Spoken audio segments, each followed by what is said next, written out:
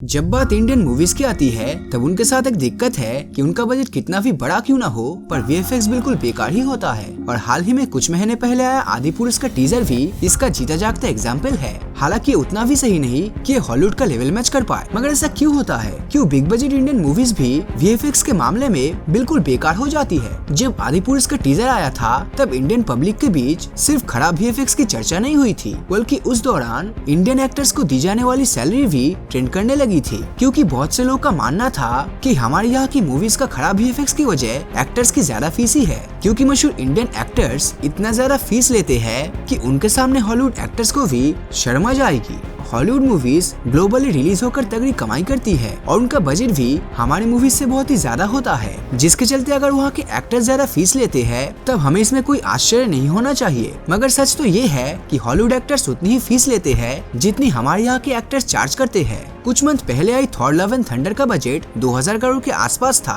और ये एक मार्वल मूवी होने के साथ साथ थॉर की 4th मूवी भी थी, जिसने ग्लोबली बॉक्स ऑफिस पर लगभग 5500 करोड़ कमाया था। लेकिन सोचने वाली बात तो ये थी कि इतना बड़ा बजट होने के बावजूद भी थॉर का रोल निभाने वाले क्रिस हेम्सवर्थ ने इस मूवी के लिए सिर्फ 160 करोड़ रुपीस लिए थे, जबकि मीडिया रिपोर्ट्स की माने तो हमारे यहाँ लगभग 500 करोड़ से बन रही आदि पुरुष के लिए प्रभास ने 150 करोड़ रुपीस चार्ज किए हैं, जिसका मतलब है कि 500 करोड़ में से लगभग 30% से भी ज्यादा तो अकेले एक्टर की फीस देने में ही चली गई। ऐसा नहीं कि सिर्फ क्रिस हेम्सवर्थ ही कम फीस लेते हैं, क्योंकि ब्लैक एडम के लिए रॉक ने भी करीब 160 करोड़ ही लिए थे और टॉम क्रूज ने तो 1.5 बिलियन डॉलर्स कमाने वाली अपनी टॉप गन मैवरिक मूवी के लिए महज 160 करोड़ की फीस ली थी। 200 मिलियन डॉलर में बनने वाली बैटमैन मूवी के लिए रॉबर्ट पैटिंसन ने सिर्फ 25 करोड़ लिए थे, जबकि इस मूवी का बजट 6300 करोड़ रुपीस था, जबकि इस मूवी ने 6300 करोड़ रुपीस कमाए थे। प्रभास के बाद बाकी इंडियन एक्टर्स की बात करें तो इनमें नाम अक्षय कुमार का होता है, क्योंकि ऐसी खबरें आई है कि अक्षय ने छोटे मियां बड़े मियां के लिए 170 करोड़ रुपीस की फीस ली है, जो उनकी फिलहाल की मूवीज की परफॉर्मेंस के हिसाब से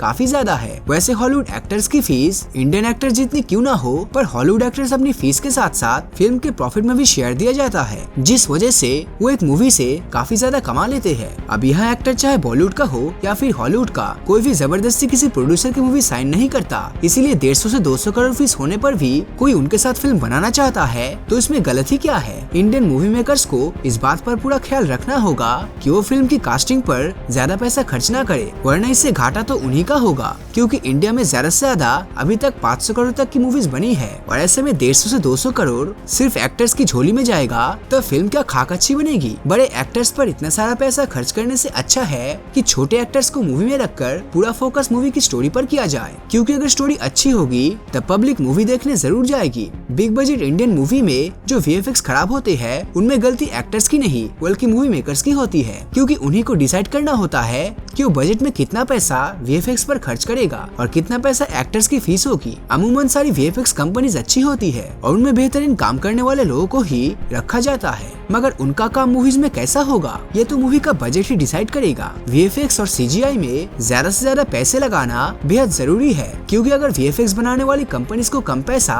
और कम समय मिलता है तब वो खराब वीएफएक्स ही देगी। एग्जाम्पल के तौर पर हाल ही में रिलीज हुई अवतार 2 को ही देख लीजिए, जिसका वीएफएक्स इतना अच्छा इसलिए हो पाया है क्योंकि इसके वीएफएक्स पर काम करने वाली कंपनी वोटाएफएक्स को इसके प्रोड्यूसर द्वारा अच्छा खासा पैसा तो मिला ही था, साथ ही अपने काम को परफेक्शन से निपटाने के लिए 13 साल का लंबा समय भी दिया गया था, जो कहीं न कहीं इस बात को साबित करता है कि अगर वीएफएक्स पर पैसा और समय दोनों लगाए जाए तो वीएफएक्स कंपनी अवतार 2 जैसा अच्छा रिजल्ट ला सकता है। करंट टाइम में देखा जाए तो इंडिया की सबसे best VFX company red chillies है, क्योंकि इसका वीएफएक्स ठीक ठाक पैसों में भी काफी अच्छा होता है। अगर आदि पुरुष का वीएफएक्स रेड चिलीज के अंडर होता तब उसके साथ ये खराब वीएफएक्स वाली प्रॉब्लम होनी नहीं चाहिए थी, और इसे समझने के लिए आपको क्रिस 3 पर ध्यान देना होगा, क्योंकि महज 95 करोड़ का बजट होने के बावजूद भी इस मूवी के अंदर तगड़ा वीएफएक्स देखने को मिला था। एक और ऐसी प्रॉब्लम है जो इंडियन मूवीज के वीएफएक्स को खराब बनाती है, और वो चीज है इंडियन मूवी मेकर्स का अपना बजट और रिसोर्सेज का सही तरीके से इस्तेमाल न करना। मतलब अगर बजट और रिसोर्सेज का सही यूज किया जाए तो कम बजट में भी अच्छे विजुअल्स मिल सकते हैं, और इसका सबसे बेटर एग्जाम्पल 2019 की हेलबॉय है, जो कि 400 करोड़ रुपीस में बनकर तैयार हुई थी। ये एक अमेरिकन मूवी थी और इतने कम बजट में भी इसके विजुअल्स काफी अच्छे थे,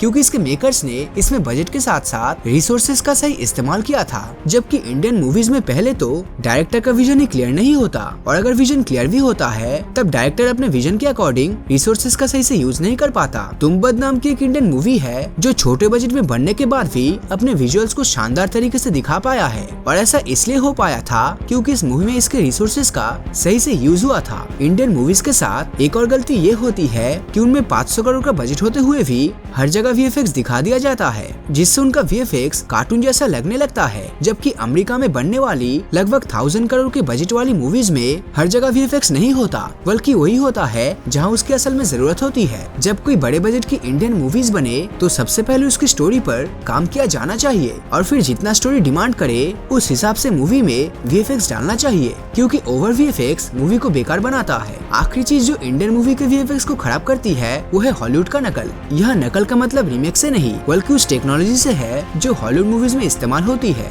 इंडियन मूवी मेकर्स के लिए फिलहाल हॉलीवुड की टेक्नोलॉजी नहीं है और उन्हें इसे समझने में टाइम लगने वाला है, लेकिन वो इस बात को जरा भी नहीं समझते और हॉलीवुड से सीखने की जगह उसे कॉपी करने का ट्राई करते हैं, जिसके चक्कर में उनकी मूवीज का कबाड़ा बन जाता है। खैर, कुछ इंडियन मूवीज है जो वीएफएक्स के मामले में अच्छी साबित हुई है, मगर यह भी शुरुआत है, और अगर इंडियन मूवीज को दुनिया में अपनी छाप छोड़नी है तब उन्हें वीएफएक्स की बारीकियों को समझते हुए इन मूवीज को और भी बेटर करना होगा। तो दोस्तों, इसके बारे में आप क्या सोचते हैं हमें कमेंट करके जरूर बताना, और अगर ये वीडियो आपको अच्छा लगा हो तो इस वीडियो को लाइक और अपने दोस्तों के साथ शेयर करना मत भूलना, और अगर अभी तक आपने हमारे चैनल को सब्सक्राइब नहीं किया है तो सब्सक्राइब करके नोटिफिकेशन बेल को ऑन कर दीजिए, क्योंकि मैं ऐसे ही वीडियोस हर हफ्ते लाता रहता हूँ। तो मिलता हूँ आपसे अगले वीडियो में, और हमेशा की तरह थैंक्स फॉर वॉचिंग।